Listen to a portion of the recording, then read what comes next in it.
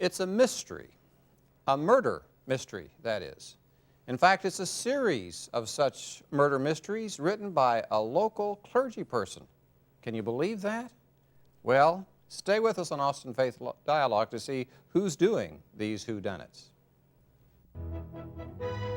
Austin Faith Dialogue, at the crossroads of religion and life. A series highlighting the cultural and social interactions between the worshiping and religious communities in and around the capital city. Austin Faith Dialogue is brought to you by the Austin Metropolitan Ministries in cooperation with KXAN. Join us now in Austin Faith Dialogue.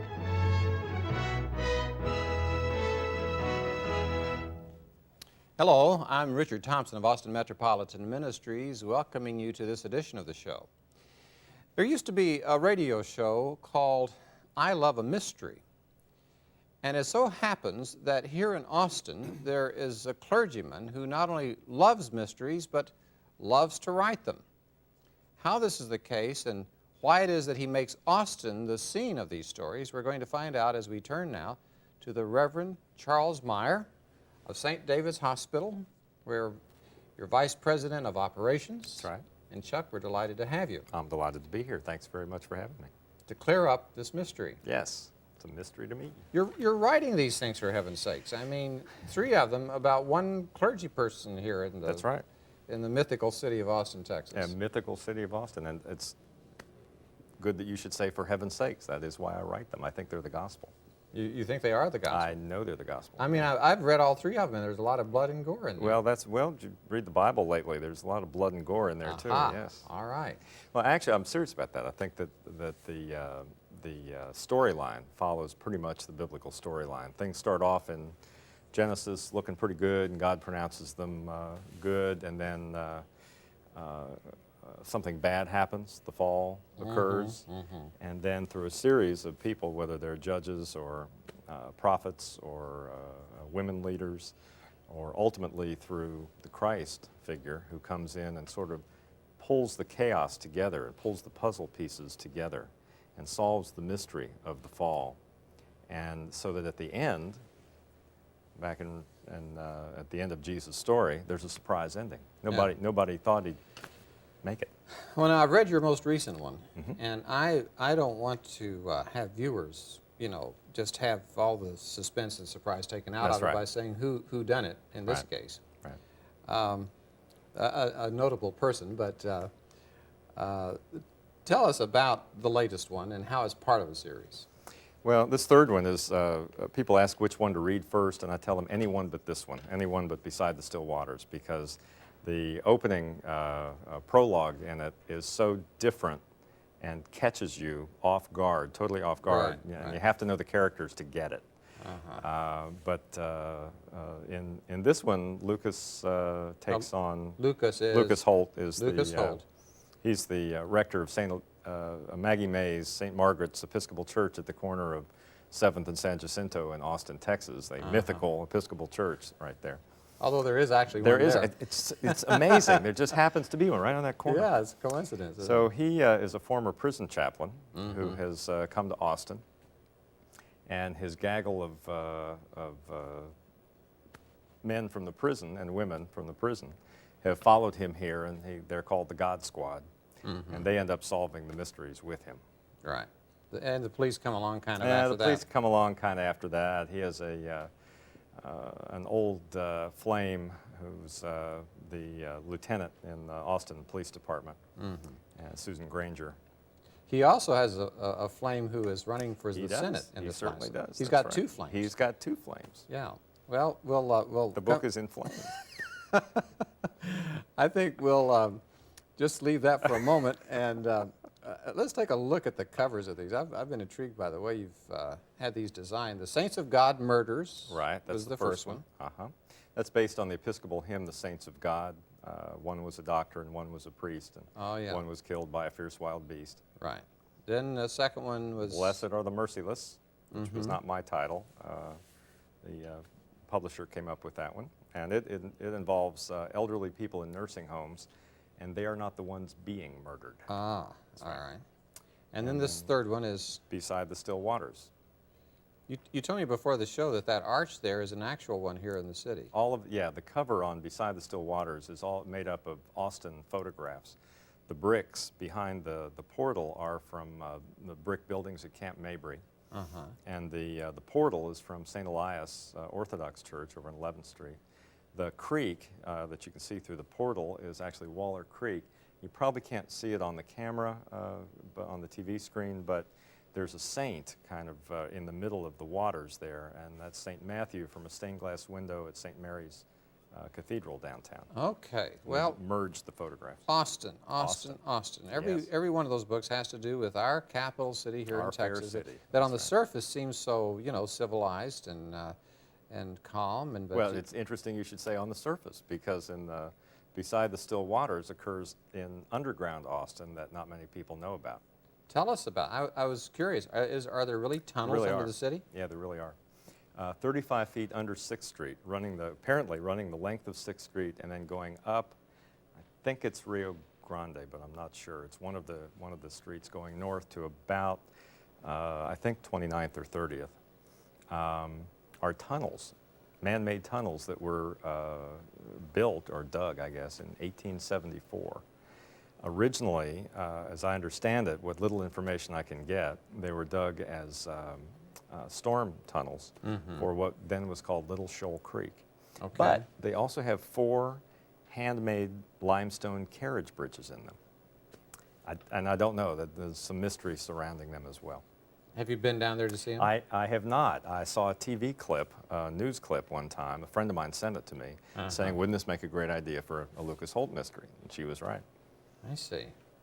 Well, if you do decide to go down and look at it, let me know. Right, I'll call you. Because after reading this, I kept visualizing. I mean, like there was this one scene where Lucas Holt he's on the lam. Right. And that he suddenly makes a surprise appearance at Esther's Follies. Esther's Follies, that's right. And has interaction with the magician there and then vanishes. the trap door, and all of a sudden he's down there in this tunnel. Right. The tunnels in the book, anyway, connect with several places around town, like St. Margaret's Episcopal Church and Esther's Follies and the Buffalo Barn Grill. I mean, you're connecting it to wherever in the story you want. Any place I need it to connect, it connects. That's I right. see. Okay, well let's go back to the question about your main character here. He was a prison chaplain. That's right. You were a prison chaplain. Coincidentally enough. Another That's right. coincidence. Another coincidence. And was that one of the main motivations that's inspired you to write these? Yeah, a couple things. One is I was walking down the movie theater one time and thinking, I think I can do better than that. I had the plot figured out in the first 5 minutes. And so it's kind of a challenge to write something that's arcane and convoluted enough to throw people off and give them something to kind of play with. And it is play. It really is fun. The mysteries are also fun and playful. And so that was the initial motivation. And then at the penitentiary, there also was a God Squad. I was a chaplain at the penitentiary in New York, as you know, for a number of years, 8 years, and then worked at the Travis County Jail here for a couple of years. And in New York, there really was a kind of gaggle of inmates that got me in and out of trouble, and we had some very interesting encounters. I see. Those were on the inside, helped you stay on the outside. They helped me stay on the outside, that's right. And so using some of the stories and some of their characters was kind of pulling together this mythical group of people in Austin. And I love Austin. I just love Austin. You do? So, I was going to say, is this the only place that you know much about? Is why you set your stories in this? No, I actually have another one that I'm looking for, I'm looking for a publisher that takes place in Westchester County, New York, which is where I worked at the pen up there. Well, now, what is there about Austin that makes it a good scene for your plots? Well, it has everything. I mean, it's got the music scene, it's got high tech, it's got just wonderful ambiance. There's that Austin ambiance. There's the town lake you can run around. It's got history to it, and yet it's got a kind of forward-thinking attitude. So you have all those things mixing together. Now you got also a political thing going on. That's here right. In this last one. That's right. The governor is Governor Doggett, actually. Turns out to be governor in this book. I ran into him. I had to get his permission to do this. I ran into him at a restaurant in town one day at lunch. Went over and said, "Listen, I'm writing this story." Doggett or Bush? Doggett. Okay. And said, "I'm thinking about having the governor be Governor Doggett, because I've known him for some time." I said, "Is that okay with you?" He said, "Well, I just have one question." I said, "What's that?" He said, "Did I do it?" I said, "No, you are not the culprit." He said, "Well, then okay." Okay. So, Well, there is a good bit about the religious right in this last one. yes, there's a good bit about religion in all three of them, actually. That Lucas really does, from his vantage point, look at theology from that much time spent in prison dealing with people who society rejects, much as Jesus hung around people who society rejects. And his theology kind of comes out of that, and that's presented in the book as well. Yeah. Well, I think that in all of these, I have the sense that you use the God Squad as kind of a foil to the hypocrisy of you know, the society otherwise. Right. I mean, they can talk straight, and they're going straight Right. now that they're out of the pen. Pretty much. Well, more or As less. straight as most people They're get. That's picking right. locks here and there. But, That's right. But for a good cause. For the Lord. But is that one reason you enjoyed prison chaplaincy, was that you could relate to people that were obviously confessing their need and feeling that? And Well, then conveying- clearly, I mean, when I would go around to talk to congregations as a prison chaplain, it was like one of the hardest things for the people in the pews to get was that there was virtually no difference between the people sitting in the pews and the people behind the bars. The difference is the people behind the bars often acted on the impulses that we all have. But everybody, if they're honest, and that's part of what the theology is, everybody has those thoughts. Everybody has those feelings. Not everybody acts on them. But to say that, you know, I'm better than you because you're in jail and I'm not, it really begs the question for me. We all have those kinds of impulses. Yeah. I'd like to take our theme today about Chuck Meyer's mysteries in the second half and come back to it in terms of the mystery, from my standpoint, of how you can do this kind of writing and yet also have written about such pastoral issues as surviving death, how you can, on your day job, be working over there at St. David's Hospital and at dealing with the major health issues of the nation, and yet at the same time keep turning out other kinds of books about humor. And so that's a mystery to me, Chuck, and I would like to have you think about this as we go into our break, so that as soon as we get back, you can resolve it. So I have like 30 seconds to come up with an answer, right? Yeah, well, a minute. Okay, minute. Good. All right, minute. I can do And it. I think that if you folks are curious as I am about this, be sure and stay tuned with us for the second half of Austin Faith Dialogue as we talk about the mysteries of Chuck Meyer.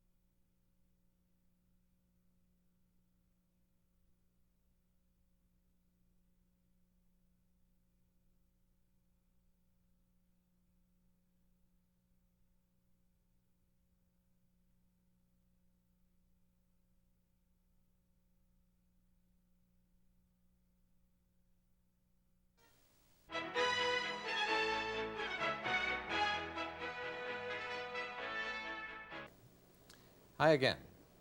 Here on Austin Faith Dialogue today, we're having a conversation with Chuck Meyer, who is the author of books about mysteries, we've in the first half talking about the murder mysteries that he's been writing over the last few years. But here in the second half, we're going to talk about the other kinds of literature that, Chuck, you've been working on, I think, even longer than that. Being Vice President of Operations at St. David's Hospital, we need to clarify this is not surgery. No, not surgery. Okay. This is like plant operations and dietary, housekeeping, food Personnel, service. kinds of things. Yeah. You started out with pastoral care over there. I mean, Right. like you were a chaplain there, That's right? right.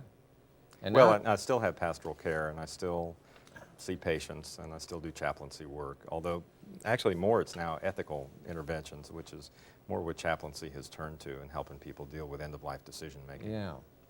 Well, I have to tell you from a personal standpoint, my first book of yours that I read was called Surviving Death, Right. which has to do with the survivors, how they go on after they lose a loved one. And I think it's probably one of the best books along that line that I've read. Thank you. And then I've also heard you speak about national health care issues.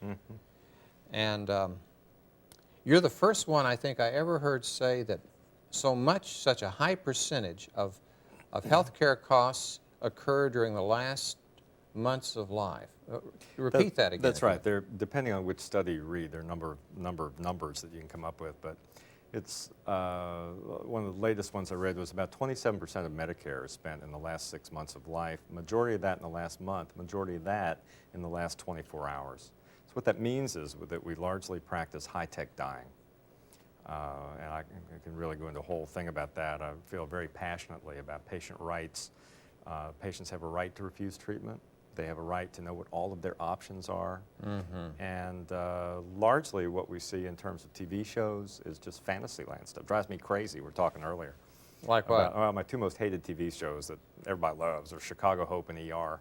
And you can just toss Rescue 911 in there. The survival rate for Rescue 911 is 100%.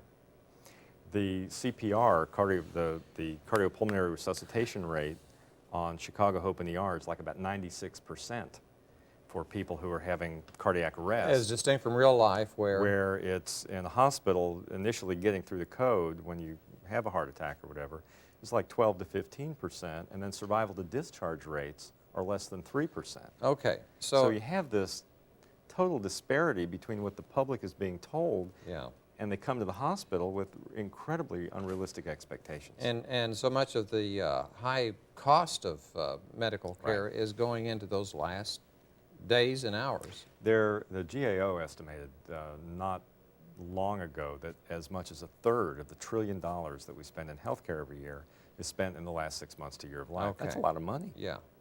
Well, it makes end-of-life decisions an imperative, I would think. It does. Sure it does. Both from an ethical point of view, because you take money from other sectors of the Sure. population Well, when you're spending it at that It's an time. allocation. It's a resource allocation issue. Yeah. 'Cause if you're spending the money over here, you don't have it to spend over here on inner-city kids who are unimmunized or 42 million Americans with no health insurance. Well, here you are, you know, I think at the leading edge of these kinds of issues.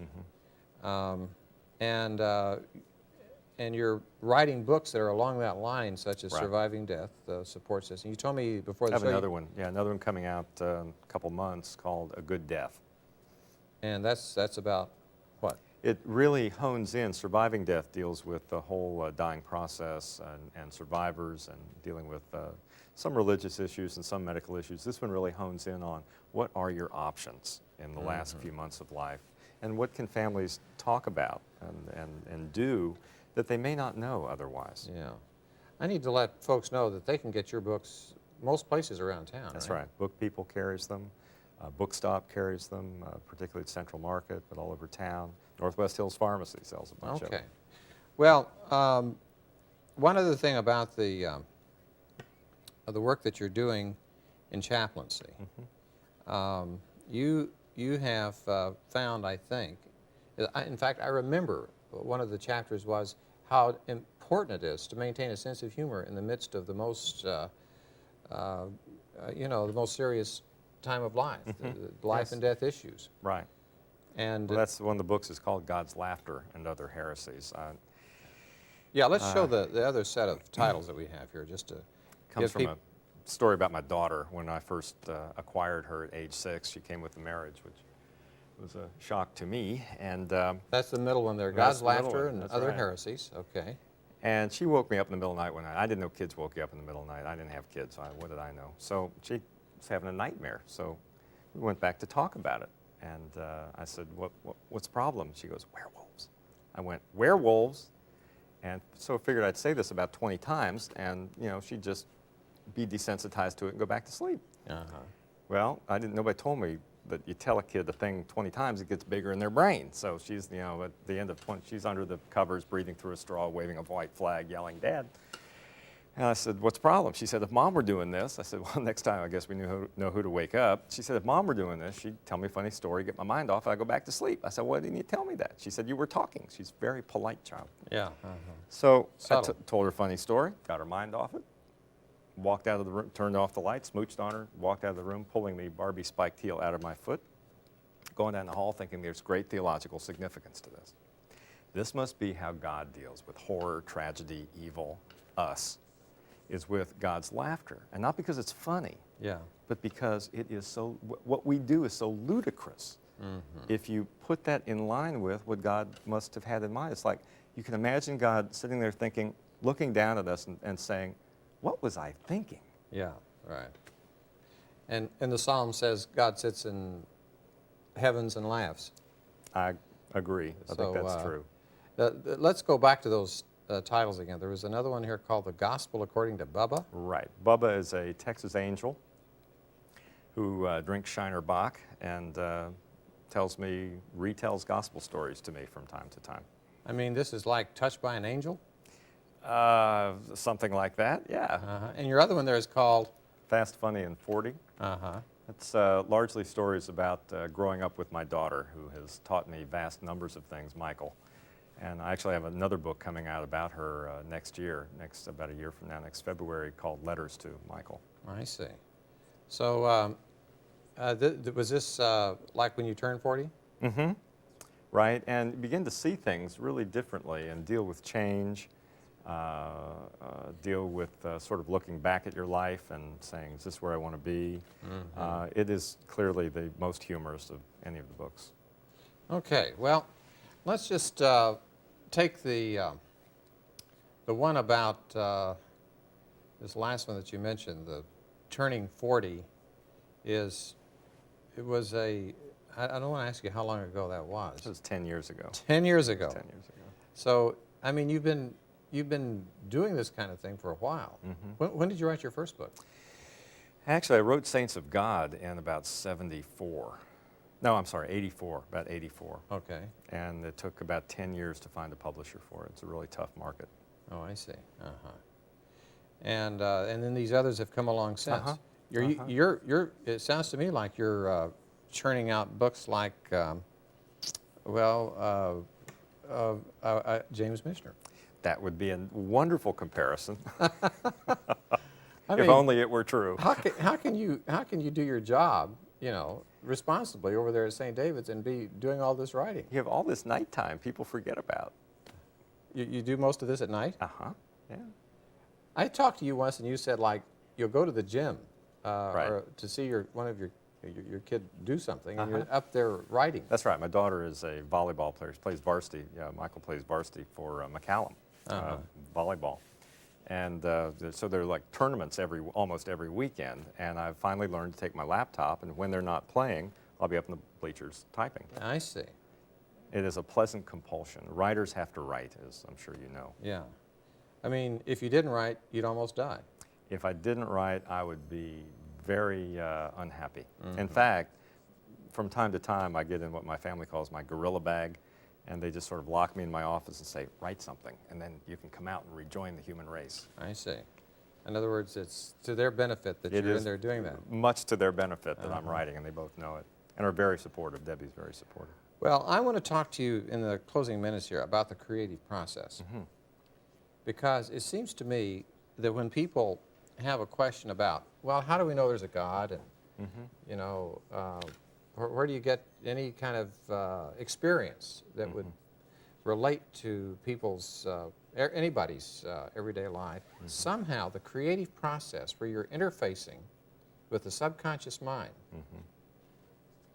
and that, I mean, the ancients talked about the muse that inspires you, Right, right. and that you just can't push a button and have this come out. You have to That's be true. receptive and open in an ongoing kind of interaction with the depths of your being for these images and these plots and these insights to come out. I think you have to be really honest with yourself and with all of the things churning around in you, and be willing to risk putting that down on paper and seeing where it goes. Do you in any of these books that you've written, have you had this ongoing sense of surprise with Oh, yeah. what's coming out of your pen? Yes, it's where it's your all laptop now. It's all in the computer, and you just punch those keys, and it comes up in front of you and go, wow, ooh, look at that. Ooh, that's cool. Wonder what they're going to say next. Oh, this is out of control. This is great. Yeah. Yeah, so they talk and sort of go their own direction. I may have the first scene down, but then the characters kind of take it from there. They begin to have a life of their own. They do have, yeah, they really do.